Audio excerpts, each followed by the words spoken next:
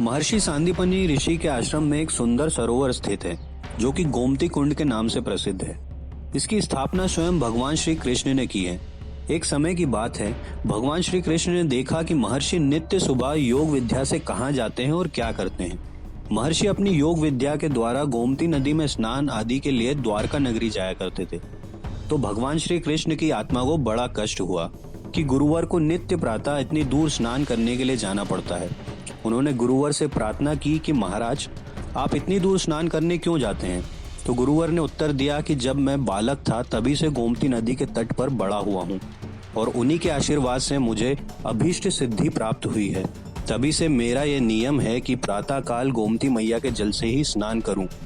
भगवान श्री कृष्ण ने कहा कि महात्मा, आप इतनी दूर स्नान करने के लिए जाते हैं, मैं आपकी कृपा और आशीर्वाद से गोमती मैया का जल यहीं प्रकट कर सकता हूँ। लेकिन गुरु सांदीपनि जी को यह विश्वास नहीं था कि ये 11 वर्षीय बालक गोमती मैया का जल कैसे प्रकट कर सकता है। भगवान श्री कृष्ण गुरु सांदीपनि व्यास जी से आग्रह किया, महाराज, आप कल प्रातः काल गोमती में स्नान आदि कार्यों के लिए पधारें और वहां पर अपने कमंडल और खड़ाऊ पादुका वहीं घाट पर छोड़ आइएगा। गुरु सांदीपनि व्यास जी ने ऐसा ही किया। स्नान करने के बाद अपने कमंडल और खड़ाऊ को वहीं पर छोड़कर वापस अपने गुरुकुल में पधार गए। भगवान श्री कृष्ण प्रतीक्षा ही कर रहे थे। गुरुदेव को देखकर उन्होंने प्रसन्नता पूर्वक गुरुजी को प्रणाम किया और आशीर्वाद पाकर उन्होंने अपना धनुष उठाया और मस्तक पर लगाकर गोमती मैया का आह्वान किया।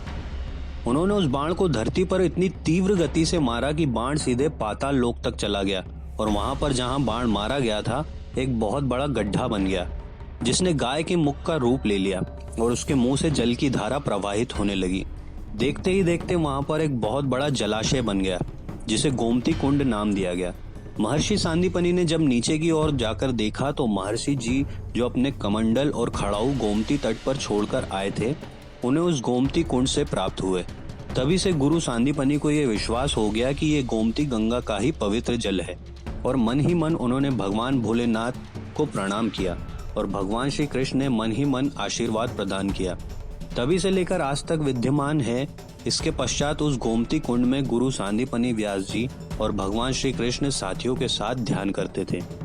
इसी कथा के अनुसार भगवान श्री कृष्ण अपनी पट्टिका पर लिखे अंकों को इस गोमती कुंड के जल से स्वच्छ करते थे। जिस स्थान पर खड़े होकर वो अपनी अंग पट्टी को धोया करते थे उसी स्थान पर भगवान श्री कृष्ण के चरणों के निशान शिला के ऊपर स्वतः ही अंकित हो गए। तभी से लेकर आज तक वो शिला आज भी उस गोमती कुंड में विद्यमान है। द्वापर काल से आज तक कलयुग में भी महर्षि सांदीपनि आश्रम परिसर में परम पवित्र गोमती कुंड विद्यमान है। इसकी गहराई 125 फुट है और इसमें से जो पानी निकलने का स्रोत है वो गोमुखी है। नीचे गाय का मुख और उसके मुख से पानी आता है।